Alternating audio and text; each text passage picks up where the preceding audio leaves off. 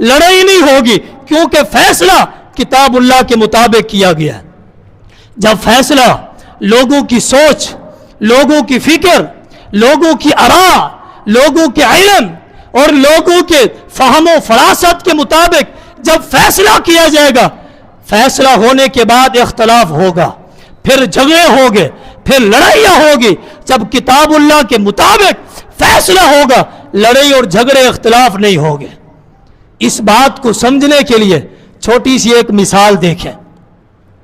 اب مثال دیکھیں، یہ جو مثال میں آپ کو دے رہا ہوں، یہ مثال ترتیب المدارک میں و تقریب المسالک اس کتاب کے اندر، اس کتاب کے مصنف فیاض عیاض رحمہ اللہ تعالی، قاضی عیاض کی یہ کتاب ہے، اور دوسری کتاب علامہ ذہبی اور السیرہ نبلاء کے اندر یہ بات درج ہے۔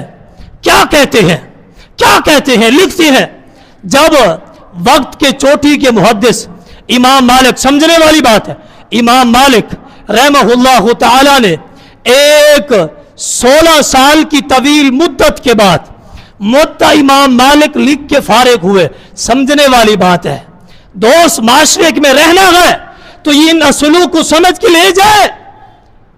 ایک 16 سال کی مدت میں موطا امام مالک حدیث کی کتاب لکھنے کے بعد وقت کے خلیفہ، وقت کے قاضی، دو کا نام آتا ہے روایت میں، ایک کا نام آتا ہے وقت کے خلیفہ اس وقت تھے خلیفہ ہارون رشید، دوسرے کا نام آتا ہے ابو جعفر المنصور۔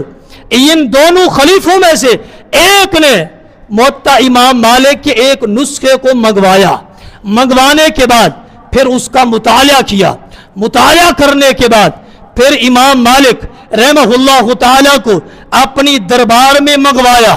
منگوانے کے بعد کہتے ہیں، اے امام مالک رحمہ اللہ تعالیٰ، آپ کو مبارک ہو، مبارکباد پیش کرتے ہیں، آپ نے طویل 16 سال کی مدت میں اتنا عمدہ، اتنا لذیذ اور اتنا اعلیٰ، اتنا فہم و فراست والی آپ نے کتاب لکھی ہے، آپ کو مبارکباد ہو۔ اور آپ نے اس کتاب میں ہر ایک مسئلے کا آپ نے حل لکھ دیا ہے، حل لکھ دیا ہے۔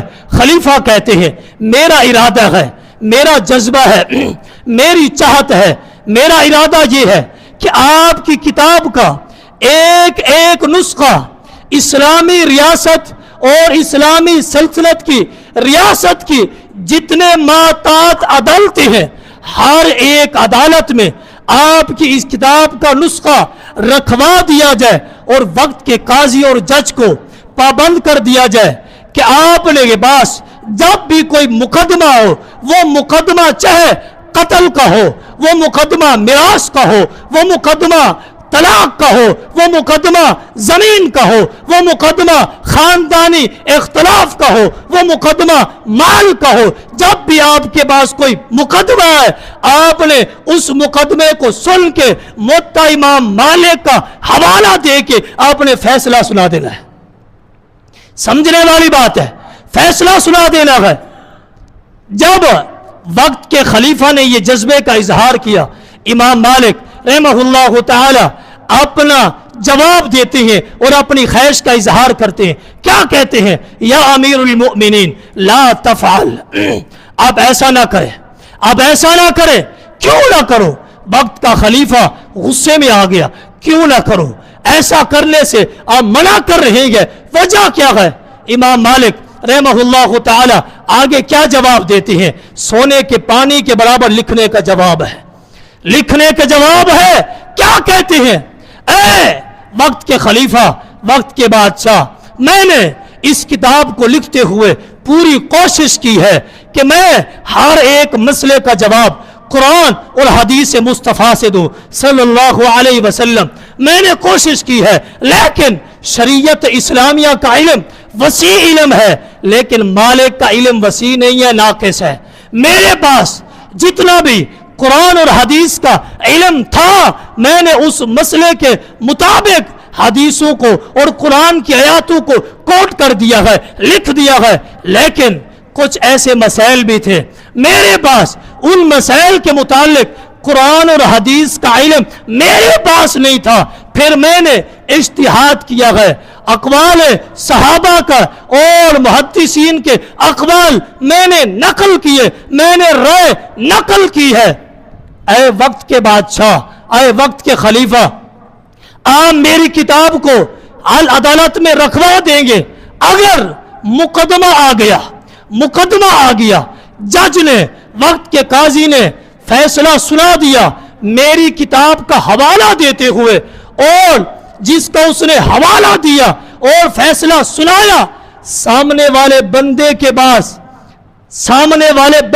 पास अगर हदीस मुस्तफा हुई और उस फैसले को उसने चैलेंज किया, और मेरे पास शरीयत का इल्म और हदीस का इल्म नहीं था, उस मसले में मैंने जो इज्तिहाद किया था, मैंने जो राय दी थी, उस राय के मुताबिक वक्त के काजी ने फैसला किया हो, सामने वाले के पास हदीस हो, और मैं दुनिया से चला जाऊं, फौत हो जाऊं, कल क़यामत के दिन होगा, अल्लाह की अदालत होगी, और अल्लाह ताला मुझसे पूछे, ऐ इमाम मालिक रहमहुल्लाह ताला, आपके इज्तिहाद को लेके, आपकी राय को और आपके अक़वाल को लेके मुस्तफ़ा सल्लल्लाहु अलैहि वसल्लम की हदीस का इनकार किया गया और आपके इज्तिहाद को फैसला समझ के सुनाया गया। इमाम मालिक और मालिक कल क़यामत के दिन अल्लाह ताला की अदालत में क्या जवाब देगा? क्या जवाब देगा? कहा नहीं, ऐसा नहीं करो। इमाम मालिक के पास शरीयत का इल्म महदूद है। आप अंदाजा लगाए कितने बड़े चोटी के आलिम थे। जामिया तिरमिज़ी में, मुस्नद अहमद में यह हदीस आती है।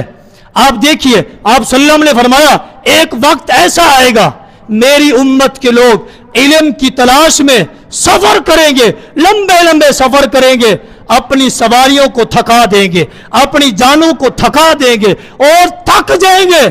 उन्हें वक्त का एक सबसे बड़ा आलिम मिलेगा तो मदीना में मिलेगा, किसी और जगह आलिम नहीं मिलेगा।